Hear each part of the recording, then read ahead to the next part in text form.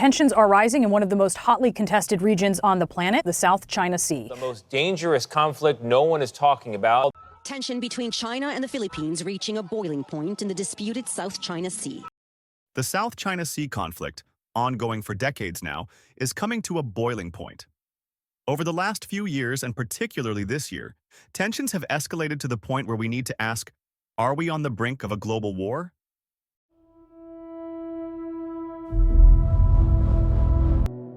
The South China Sea is a waterway to the south of China, neighboring several Southeast Asian countries. How is this waterway, all the way in Southeast Asia, the flashpoint of a potential war between China and the USA? Let's get into it. The South China Sea is so hotly contested by all the countries surrounding it for several economic, geopolitical, and strategic reasons. It's one of the largest trading routes in the world, with 21% of global trade passing through it. That amounts to around $3 trillion annually. It's also a huge reservoir of natural resources, including a mighty 190 trillion cubic feet of natural gas and 11 billion barrels of untapped oil. The sea is also abundant in fisheries, accounting for over 10% of global catch. But that's not all. The strategic location of this waterway makes it a geopolitical hotspot, giving the countries that control it a huge military advantage. Firstly, it is surrounded by some of the most powerful nations in Southeast Asia, making it a key region to control in the event of future conflict. It also has two strategic choke points, the Karimata Strait at the south and Luzon Strait on the north, both of which would be absolutely crucial to control in the event of war. For China in particular, with the potential of war over Taiwan looming, the Luzon Strait becomes a geopolitical goldmine, and control over it gives it a massive military advantage. To understand the basis of each country's claims, let's understand international sea laws. The United Nations in 1982 established the United Nations Convention on the Law of the Sea, an international treaty that governs the use of the world's oceans and their resources. According to the convention, countries that border the sea are entitled to exclusive economic zones, or EEZs, an area that extends 200 nautical miles from the coastline. Within this EEZ, the coastal state has the right to explore and exploit, and the responsibility to conserve and manage both living and non-living resources. In the South China Sea conflict, most countries use their EEZs as the basis to their claims. Let's take a look at each of the countries involved and their EEZs. We've got Vietnam, Malaysia, Brunei, the Philippines, Taiwan, and China. However, China rejects the EEZs in the South China Sea, instead laying claim to almost 90% of the sea as demarcated by its infamous 9-dash line. China uses the 9-dash line, named for its 9 dashes that cover almost the entire sea, for all its claims to the sea. This line originated in a 1949 Chinese map, which had 11 dashes that were later shortened to 9. In fact, all of China's claims to the sea and its resources are historical: archaeological evidence, historical anecdotes, old maps. In contrast, neighboring countries lean on international law to validate their claims, with the Philippines even appealing to the UN for support against Chinese claims. In January 2013, the Philippines initiated arbitration proceedings under the United Nations Convention on the Law of the Sea, seeking clarification of its rights and the legality of China's claims within the 9-dash line. The tribunal ruled overwhelmingly in favor of the Philippines. It concluded that China's claims to historic rights, or other sovereign rights, are contrary to the convention and without lawful effect. China did not participate in the proceedings and went on to completely reject the ruling. China has a strong resolution to protect our sovereignty and the rights of the sea. If other countries take any unilateral or provocative actions, China would have to respond accordingly.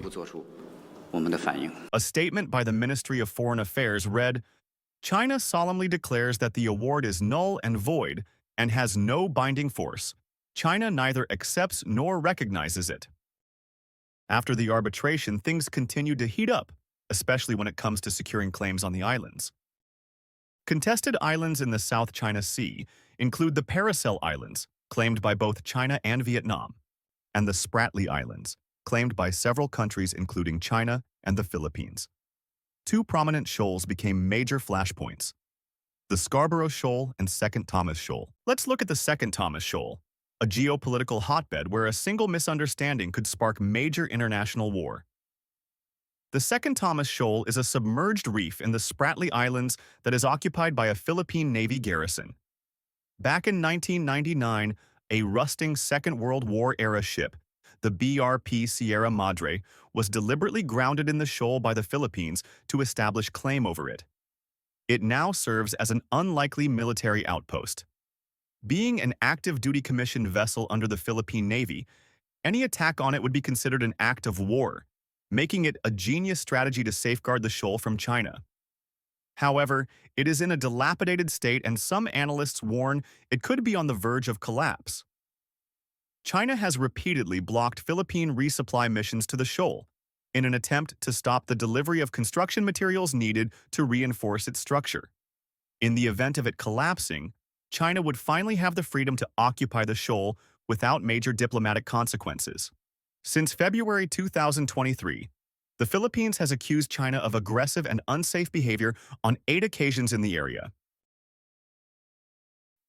Most recently, in June 2024, the Philippines accused China Coast Guard vessels of ramming, towing, and puncturing its boats with knives, looting disassembled firearms, destroying communication and navigational equipment, and confiscating cell phones of personnel.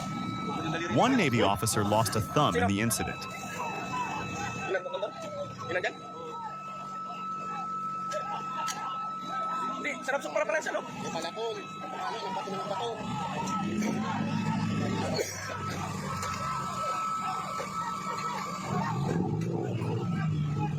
China is also converting artificial islands in the sea into military bases. These pictures show the rapid militarization of reefs between 2015 and 2020. These islands can potentially expand the offensive capability of China beyond its continental shores. All these activities in the South China Sea put China in focus on the world stage. One country in particular is watching every move in the South China Sea like a hawk: the United States.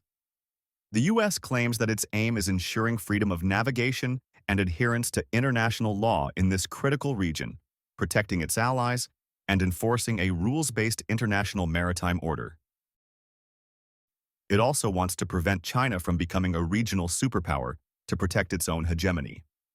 With the goal of curbing China's ambitions, the South China Sea is key to America's Asia strategy, especially through its alliance with the Philippines. In 1951, the Mutual Defense Treaty between the United States and the Republic of the Philippines was signed. It is an agreement between the two nations recognizing that an attack in the Pacific on either would endanger the peace of both and agreeing to act in concert to meet the common danger. This treaty would allow the United States military to directly get involved in any conflict between China and the Philippines in the South China Sea, leading to a full-scale war between the United States and China. China is building in the South China Sea islands. The United States Defense Agreement with the Philippines is ironclad. Any attack on the Filipino aircraft vessels or armed forces will invoke our mutual defense treaty with the Philippines. In response to China's aggressive actions in the sea, the U.S. and the Philippines have launched several joint military exercises and drills this year. The U.S. has also gotten increased access to military ports in the Philippines and has announced $500 million in military funding to its ally this year. China strongly disapproves. 再非新增使用军事基地，中方已多次表达严正关切。 It accuses the United States of deliberate provocation and unacceptable intervention in regions it has no business being involved in. With tensions rising, the United States continuing to increase its presence in the region, and a potential invasion of Taiwan looming, the prospect of a war in the South China Sea is intensifying. In this video of resupply boats heading to the Second Thomas Shoal, we can see Philippine Coast Guard ships, Chinese Coast Guard ships, and a U.S. Navy aircraft silently threatening and challenging each other's dominance. If not handled carefully, It's only a matter of time before a small misunderstanding in the South China Sea leads to a full-blown war.